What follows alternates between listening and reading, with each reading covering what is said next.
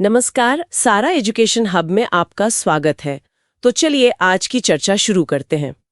आज हम कुछ बेहद ज़रूरी और काफ़ी दिलचस्प मसलों पर गहराई से बात करने वाले हैं। जी। हमारे पास अलग अलग तरह की जानकारी है, कुछ ग्लोबल रिपोर्ट्स हैं, सरकारी दस्तावेज भी हैं और अदालती मामले, ताज़ा आर्थिक खबरें, काफ़ी कुछ है। हाँ, जानकारी काफी फैली हुई है। तो आज का हमारा इरादा है वैश्विक बहुआयामी निर्धनता सूचकांक यानी MPI, उसकी ताज़ा रिपोर्ट को समझना। बिल्कुल, MPI 2025। और साथ ही एंटी माइक्रोबियल रेजिस्टेंस, जिसे AMR कहते हैं, उस पर WHO की रिपोर्ट के खास नतीजों को देखना। हाँ, ये दोनों ही स्वास्थ्य से जुड़े बड़े मुद्दे हैं। बिल्कुल। और इसके साथ ही हम मसालों के लिए जो नए अंतर्राष्ट्रीय मानक तय हुए हैं, अच्छा, कोडेक्स वाले। हाँ, उन पर बात करेंगे।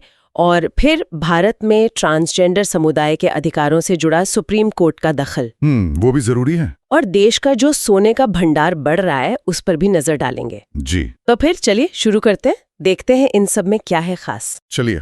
अच्छा, तो शुरुआत करते हैं वैश्विक बहुआयामी निर्धनता सूचकांक global multi dimensional poverty index MPI 25 की रिपोर्ट से। जी। ये रिपोर्ट बता रही है कि दुनिया के 109 देशों में करीब 1.1 अरब लोग, लगभग 18% आबादी बहुआयामी गरीबी में जी रही है। 1.1 अरब, ये तो बहुत बड़ी संख्या है। हाँ, वाकई चौंकाने वाला आंकड़ा है। और जो बात इसे और भी गंभीर बनाती है वो ये है कि इनमें से लगभग 44%, आधे से भी ज्यादा MPI के पैमानों पर बहुत ज्यादा वंचित हैं।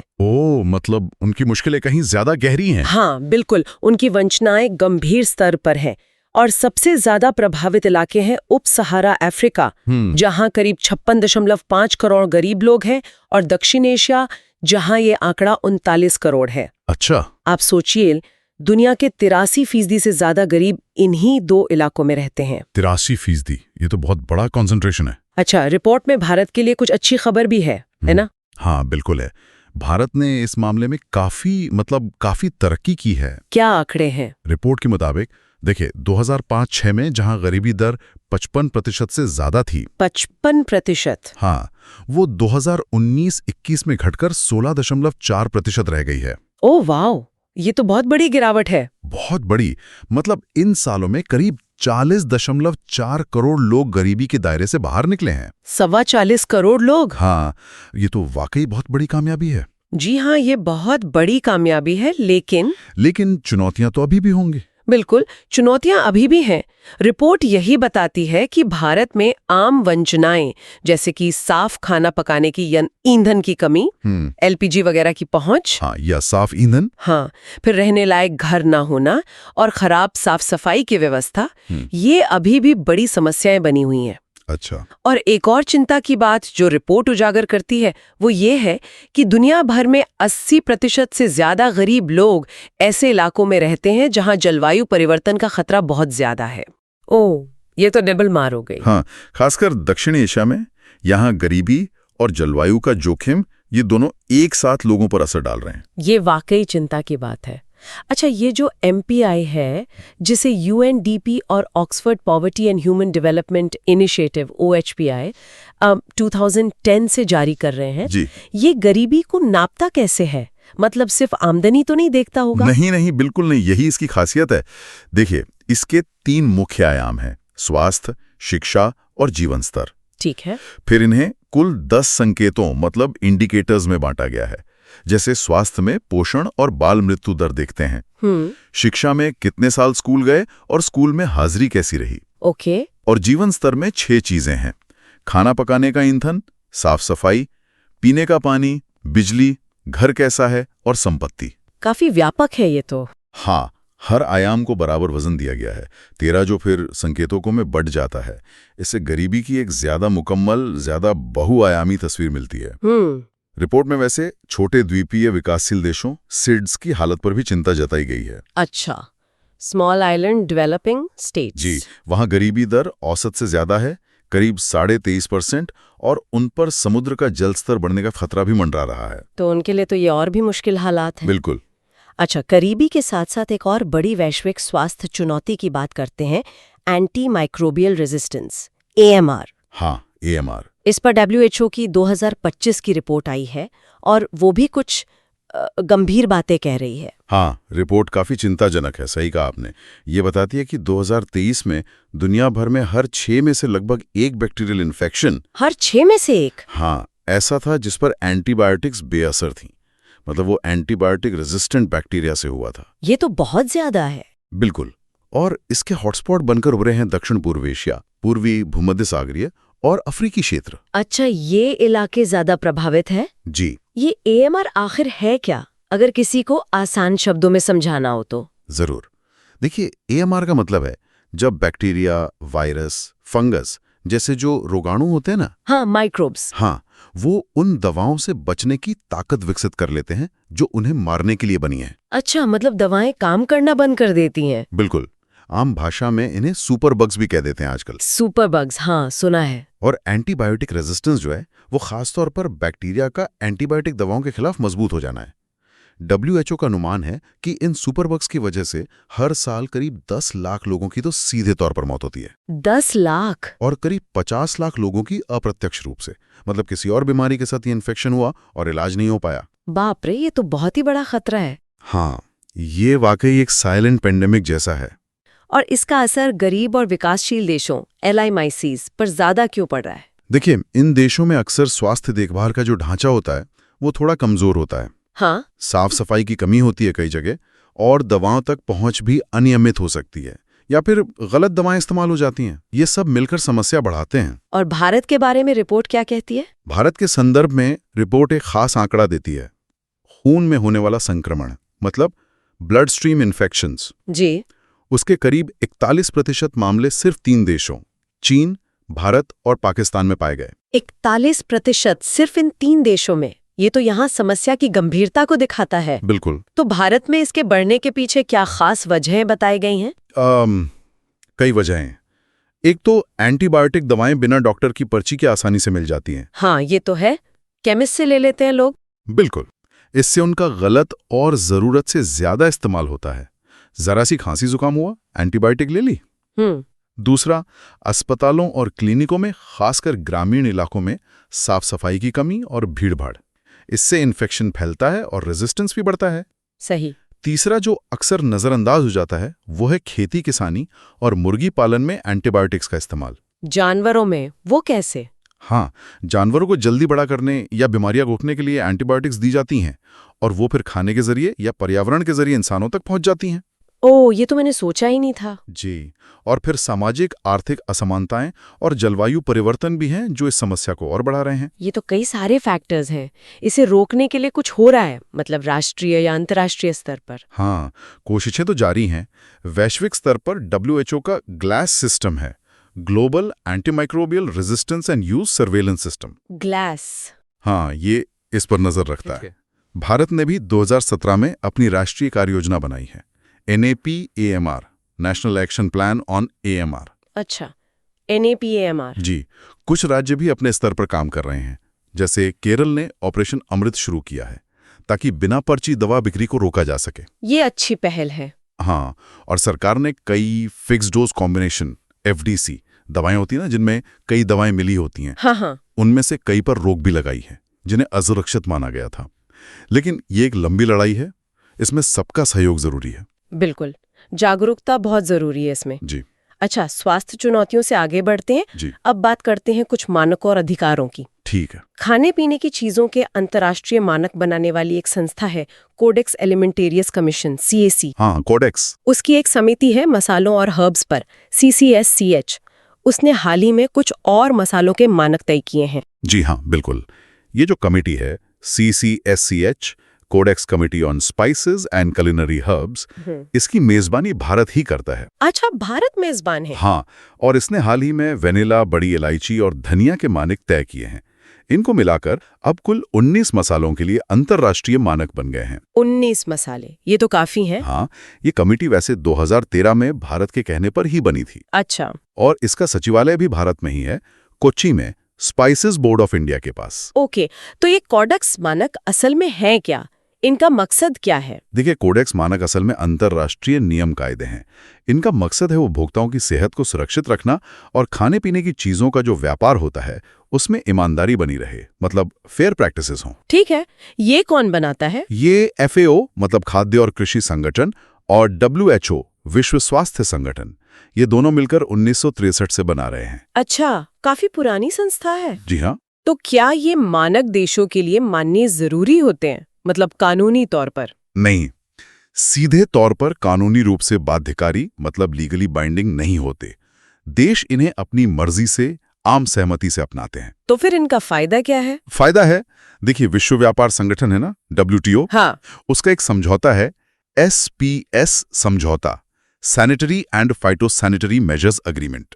ये समझौता खाद्य सुरक्षा के लिए कोडेक्स मानकों को एक तरह से अंतर्राष्ट्रीय बेंचमार्क मानता है। अच्छा, मतलब WTO इन्हें मान्यता देता है। हाँ, तो अगर कोई देश अंतर्राष्ट्रीय व्यापार में कोडेक्स मानकों का पालन कर रहा है तो उसके खाद्य सुरक्षा नियमों पर सवाल उठाना मुश्किल हो जाता है। ये व्यापार को आसान बनाते हैं। समझ गए, तो ये व्यापार के लिए अहम है। बिल्कुल। अच्छा, मानकों से आगे बढ़कर अब अधिकारों की बात करते हैं। सुप्रीम कोर्ट ने हाल ही में एक मामले में जैन कौशिक बनाम भारत संघ ट्रांसजेंडर व्यक्तियों के अधिकारों और उनसे जुड़ी समस्याओं पर ध्यान दिया है। जी हाँ, ये एक महत्वपूर्ण मामला है। कोर्ट ने इस बात पर रोशनी डाली है कि 2019 में ट्रांसजेंडर व्यक्ति अधिकारों का संरक्षण अधिनियम बनने के बावजूद जमीनी हकीकत क्या है और समुदाय को अभी भी किस तरह के भेदभाव और मुश्किलों का सामना करना पड़ रहा है। तो कोर्ट ने क्या खास मुद्दे उठाए? कोर्ट ने कई अहम मुद्दे गिनाए हैं, जैसे कानून के तहत जो फायदे मिलने चाहिए उन्हें पाने में बहुत दिक्कत आती है क्योंकि पहचान पत्र बनवाने की प्रक्रिया ही बहुत जटिल है। अच्छा, प्रक्रिया की जटिलता। हाँ, फिर रहने की सही जगह मिलना, चाहे वो शिक्षण संस्थानों में हो या सरकार के जो गरिमागृह हैं उनमें पहुंच पाना, ये एक बड़ी चुनौती है। आवास की समस्या। फिर प्रशासनिक अक्षमता भी है। कई राज्यों ने कानून के तहत जरूरी ट्रांसजेंडर प्रोटेक्शन सेल तक नहीं बनाए हैं। समाज में अभी भी उन्हें हेय दृष्टि से देखा जाता है। वो भेदभाव तो है ही, और एक बहुत बड़ा मुद्दा कानूनी पहचान का है। कानूनी पहचान मतलब कानून ये कहता है कि लिंग पहचान के लिए जिला मजिस्ट्रेट DM का प्रमाण पत्र चाहिए। हाँ, जबकि नालसा वाला जो फैसला था 2014 का, उसने स्व पहचान सेल्फ आइडेंटिफिकेशन के अधिकार को मान्यता दी थी। तो ये DM सर्टिफिकेशन वाली बात उसके खिलाफ जाती दिखती है। हाँ, ये तो विरोधाभास लगता है। बिल्कुल। तो ये जो 2019 का कानून है जिस पर अब सवाल उठ रहे हैं, वो मोटे तौर पर कहता क्या है? देखिए, ये कानून पहली बार ट्रांसजेंडर व्यक्ति को परिभाषित करता है। मतलब वो व्यक्ति जिसका लिंग जन्म के समय तय लिंग से मेल नहीं खाता। ठीक है। ये खुद से पहचानी गई लैंगिक पहचान के अधिकार को मानता तो है, लेकिन वही बात, प्रमाण पत्र DM से लेने की शर्त लगा दी है। ये शिक्षा, नौकरी, स्वास्थ्य सेवा, रहने की जगह वगैरह में भेदभाव को रोकता है। ये तो अच्छी बात है। हाँ, और सरकार को उनके कल्याण के लिए कदम उठाने को कहता है, जैसे वोकेशनल ट्रेनिंग देना, स्वास्थ्य सुविधाएं मुहैया कराना। ठीक। और एक राष्ट्रीय ट्रांसजेंडर परिषद बनाने का भी प्रावधान करता है, जिसका काम सरकार को सलाह देना और समुदाय के हितों का ध्यान रखना है। राष्ट्रीय परिषद भी है जी। और इस कानून से पहले आपने नालसा जजमेंट का जिक्र किया था। हाँ, नालसा बनाम भारत संघ 2014 का फैसला। हाँ, वो ऐतिहासिक था। उसी ने ट्रांसजेंडर व्यक्तियों को कानूनी तौर पर तीसरे लिंग के रूप में मान्यता दी थी और उनके मौलिक अधिकारों को पक्का किया था। उसके अलावा पहचान पत्र के लिए एक नेशनल पोर्टल भी है और स्माइल नाम की एक योजना भी चल रही है। स्माइल? हाँ, support for marginalised individuals for livelihood and enterprise.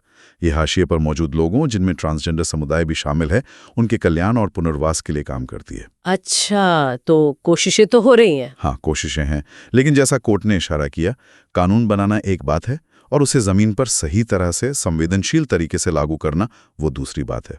उसमें अभी काफी काम बाकी है। बिल्कुल, जमीनी हकीकत बदलना ज्यादा जरूरी है। जी। अच्छा, अब थोड़ा आर्थिक जगत की तरफ रुख करते हैं। चलिए। एक बड़ी खबर आई है कि भारत का सोने का भंडार, मतलब गोल्ड रिजर्व, जी, पहली बार $100 अरब के पार चला गया है। हाँ, ये मैंने भी पढ़ा। RBI के ताजा आंकड़े यही बता रहे हैं, $102 अरब से भी ज्यादा हो गया है। $100 बिलियन पार।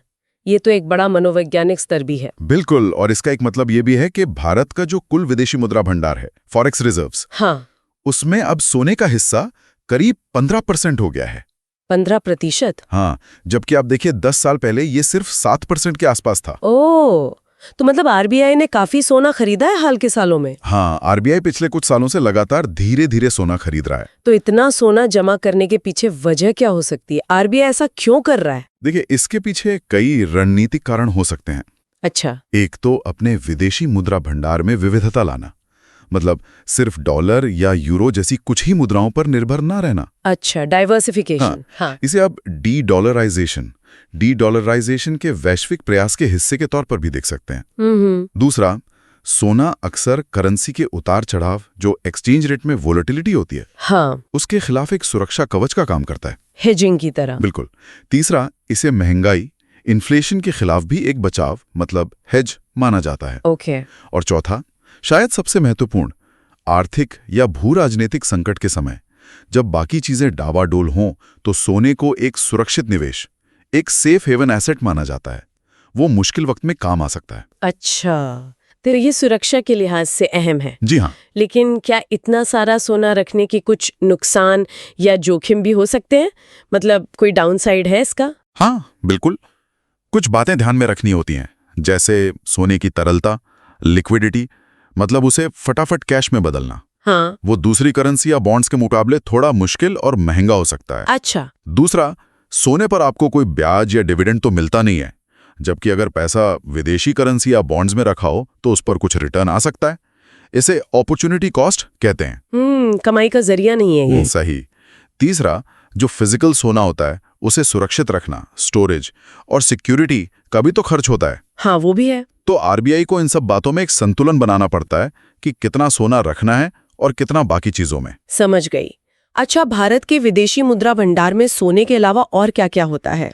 मुख्य तौर पर 4 चीजें होती हैं। सबसे बड़ा हिस्सा होता है विदेशी मुद्रा परिसंपत्तियां, फॉरेन करेंसी एसेट्स या एफसीए। इसमें क्या आता है? इसमें डॉलर, यूरो, पाउंड, येन जैसी दुनिया की जो प्रमुख देशों की मुद्राएं हैं वो होती हैं, या उन देशों के बॉन्ड्स वगैरह। ठीक है। दूसरा है सोना, गोल्ड रिजर्व्स, जिसकी हमने बात की। तीसरा है अंतर्राष्ट्रीय मुद्रा कोष, IMF के पास रिजर्व ट्रेंच पोजीशन, RTP। ये एक तरह से IMF में भारत का जमा कोटा है, जिसे वो बिना शर्त निकाल सकता है। Okay, RTP। और चौथा है विशेष आहरण अधिकार, स्पेशल ड्रॉइंग राइट्स या SDR। ये IMF की अपनी एक तरह की अकाउंटिंग यूनिट है, जिसे सदस्य देश अपने रिजर्व में रख सकते हैं। अच्छा, तो ये 4 मुख्य हिस्से हैं फॉरेक्स रिजर्व के। जी हाँ, FCA, गोल्ड, RTP और SDR। ठीक है, तो ये तो हो गई सोने की बात। अब कुछ और सुर्खियां भी हैं जिन पर फटाफट नजर डाल लेते हैं। हाँ, बिल्कुल। संयुक्त राष्ट्रों का खाद्य और कृषि संगठन है FAO। जी, FAO। उसने विश्व खाद्य दिवस 2025, जो 16 अक्टूबर को होता है, उस मौके पर भारत के साथ अपनी 80 साल की साझेदारी को रेखांकित किया। 80 साल, काफी लंबा साथ है। हाँ, FAO के बारे में थोड़ा बताएंगे? हाँ, FAO 1945 में बना था। यह संयुक्त राष्ट्र की एक विशेष एजेंसी है जिसका मुख्यालय रोम में है। रोम में? जी, और इसका मुख्य काम है भुखमरी को मिटाना और दुनिया भर में खाद्य सुरक्षा और पोषण को बेहतर बनाना। अच्छा, एक और पहल है वी राइज, ये क्या है? हाँ, वी राइज, ये नीति आयोग का जो महिला उद्यमिता मंच है, WEP, जी, और DP वर्ल्ड, जो एक लॉजिस्टिक्स कंपनी है, जी, उन्होंने मिलकर शुरू की है। अच्छा, नीति आयोग और DP वर्ल्ड। हाँ, इसका मकसद? इसका मकसद है महिला उद्यमियों और महिला नेतृत्व वाले जो छोटे और मध्यम उद्योग हैं, जी, MSMEs, उन्हें अंतर्राष्ट्रीय स्तर पर व्यापार बढ़ाने में मदद करना, मतलब एक्सपोर्ट वगैरह में। ये तो बहुत अच्छी पहल है महिला उद्यमियों के लिए। जी बिल्कुल। एक और खबर FSSAI से जुड़ी है। उन्होंने ORS शब्द के इस्तेमाल पर कुछ रोक लगाई है। हाँ, FSI, जो हमारी खाद्य सुरक्षा नियामक संस्था है, उसने कहा है कि ऐसे पेय पदार्थ जो WHO के मानकों वाले ORS फॉर्मूला को पूरा नहीं करते, वो अपने लेबल पर ORS शब्द का इस्तेमाल नहीं कर सकते। अच्छा, तो ORS का एक खास फॉर्मूला है? बिल्कुल। ORS का मतलब है ओरल रिहाइड्रेशन सॉल्यूशन। ये नमक और चीनी का एक खास घोल होता है जिसे दस्त या दूसरी वजहों से होने वाले निर्जलीकरण, डिहाइड्रेशन के इलाज में इस्तेमाल किया जाता है। हाँ, बच्चों को देते हैं अक्सर। जी, और इसका एक निर्धारित WHO यूनिसेफ फॉर्मूला है। दिलचस्प बात यह है कि इसे 1971 में एक भारतीय विशेषज्ञ डॉक्टर दिलीप महालानोबिस ने विकसित किया था। ओ, ये तो भारतीय देन है। हाँ, बांग्लादेश युद्ध के दौरान शरणार्थी शिविरों में हैजा फैलने पर उन्होंने इसका प्रभावी इस्तेमाल किया था। ये एक जीवन रक्षक खोज थी। ये जानना तो बहुत जरूरी था। जी। आगे बढ़ते हैं। अंतर्राष्ट्रीय ऊर्जा एजेंसी IEA की एक रिपोर्ट आई है सस्टेनेबल फ्यूल्स पर। हाँ, रीडिजाइनिंग सस्टेनेबल फ्यूल्स। ये क्या कहती है? ये रिपोर्ट कहती है कि टिकाऊ ईंधन मतलब सस्टेनेबल फ्यूल्स जैसे कि जैव ईंधन, बायोफ्यूल्स, बायोगैस, हाइड्रोजन वगैरह, इनका उपयोग 2035 तक 4 गुना बढ़ सकता है और ये जीवाश्म ईंधन फॉसिल फ्यूल्स पर हमारी निर्भरता कम करने में बहुत महत्वपूर्ण भूमिका निभा सकते हैं। 4 गुना?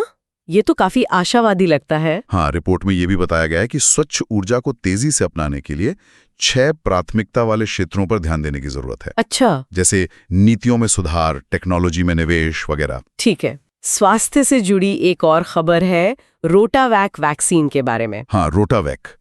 ये भारत की अपनी बनाई हुई रोटा वायरस वैक्सीन है। इसकी प्रभावशीलता पर कुछ नई जानकारी आई है। जी, एक स्टडी में पाया गया कि इसकी प्रभावशीलता असल दुनिया में मतलब रियल वर्ल्ड सेटिंग में उतनी ही अच्छी है जितनी क्लिनिकल ट्रायल के दौरान पाई गई थी। ये तो बहुत अच्छी बात है। ये किस चीज से बचाता है? ये रोटा वायरस से बचाता है जो छोटे बच्चों में गंभीर दस्त, डायरिया का एक मुख्य कारण है। इस वैक्सीन के आने से बच्चों की मौतों में काफी कमी आई है। हाँ, ये एक बड़ी सफलता है। बिल्कुल, मेड इन इंडिया सफलता। अच्छा, एक खबर असम से है।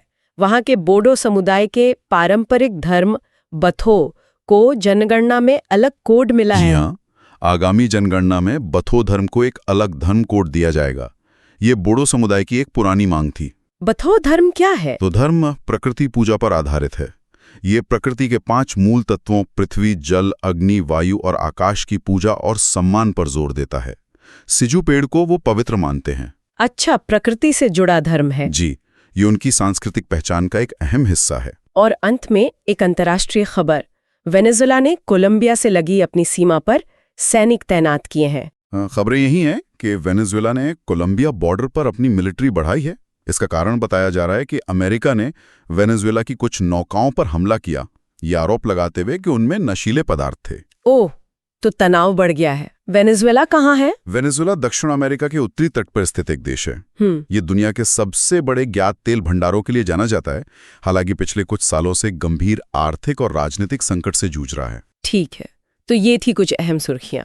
जी, तो आज हमने गरीबी और स्वास्थ्य की वैश्विक चुनौतियों से लेकर अब देखिए अंतर्राष्ट्रीय व्यापार मानकों, मानवाधिकारों की जमीनी हकीकत और देश की आर्थिक रणनीति तक कई अहम पहलुओं पर बात की। हाँ, काफी सारे मुद्दे कवर हो गए। और अगर इन सबको जोड़ के देखें तो एक बात साफ दिखती है ना? क्या? कि ये सब चीजें कहीं ना कहीं एक दूसरे से जुड़ी हुई हैं। चाहे वो गरीबी पर जलवायु परिवर्तन का असर हो, या दवाओं के बेअसर होने का खतरा मतलब AMR, हाँ, या फिर व्यापार के लिए जैसे नियम जैसे कोडेक्स मानक बनाने की जरूरत हो, जी, या फिर समाज के हर तबके को बराबरी का हक दिलाने की कोशिश जैसे ट्रांसजेंडर अधिकार, बिल्कुल, या फिर देश की अर्थव्यवस्था को सुरक्षित रखने की रणनीति जैसे सोने का भंडार बढ़ाना, ये सब आपस में जुड़े हैं। हाँ, ये बात तो सही है। एक मुद्दे का असर दूसरे पर पड़ता ही है।